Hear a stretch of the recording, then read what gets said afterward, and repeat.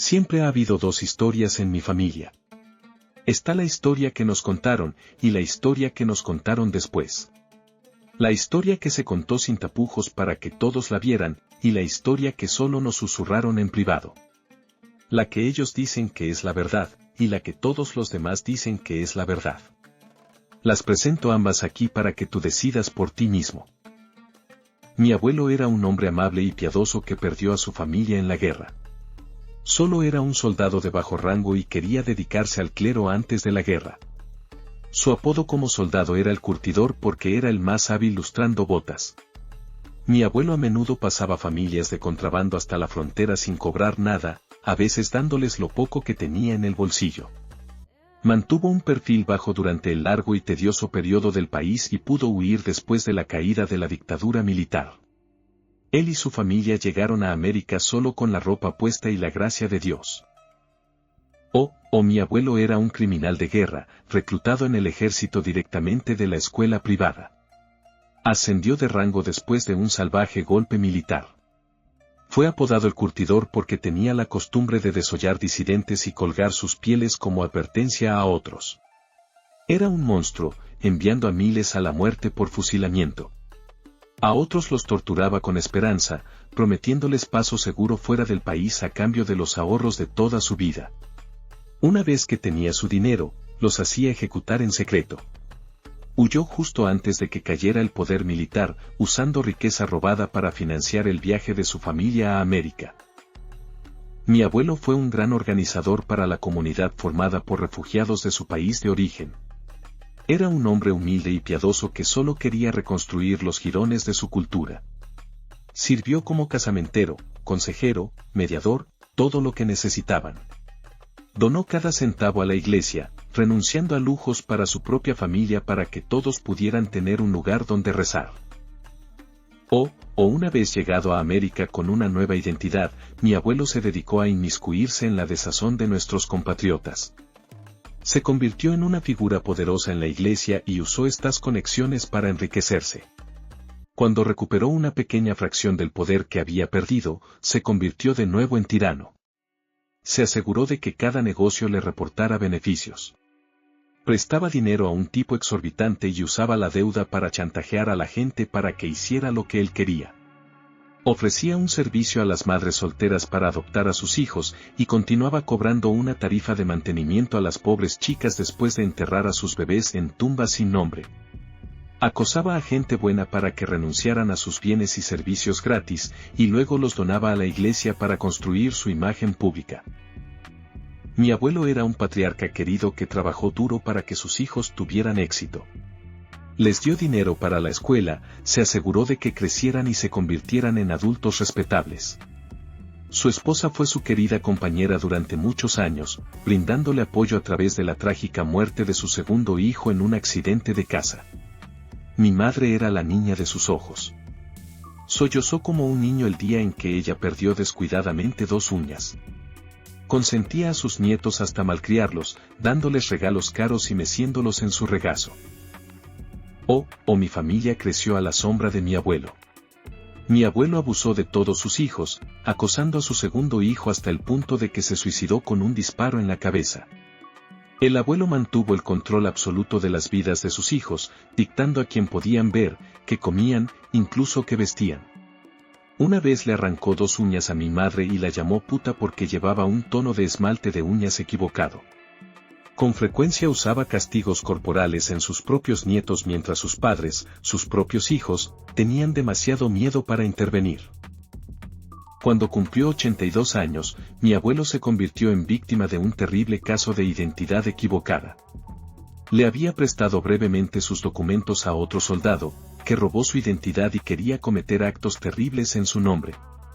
Mi abuelo era un pilar amable, gentil y cariñoso de su comunidad. El gobierno reformado de su país de origen se tambaleaba por la falta de unidad. Necesitaba un símbolo, algo o alguien a quien pudieran responsabilizar por la guerra y destruir. Mi abuelo resultó ser esa desafortunada persona. Mi abuelo tenía 82 años cuando finalmente lo encontraron. Los restos maltrechos de nuestro país de origen se unieron y crearon un tribunal. Eran una fuerza especial enviada a cosechar justicia por los monstruos que habían destripado y violado su propio país.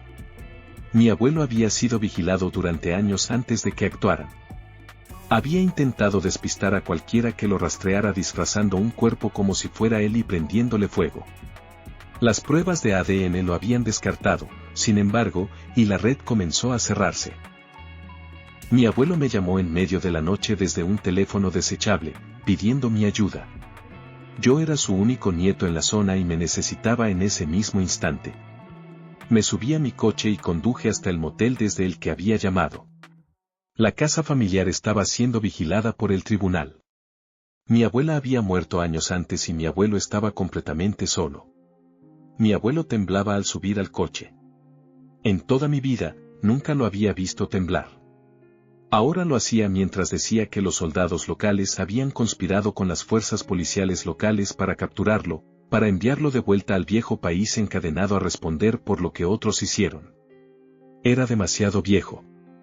No sobreviviría al viaje. Había quedado con un amigo para quedarse en una casa segura por un tiempo. A mi abuelo no le quedaba mucho tiempo.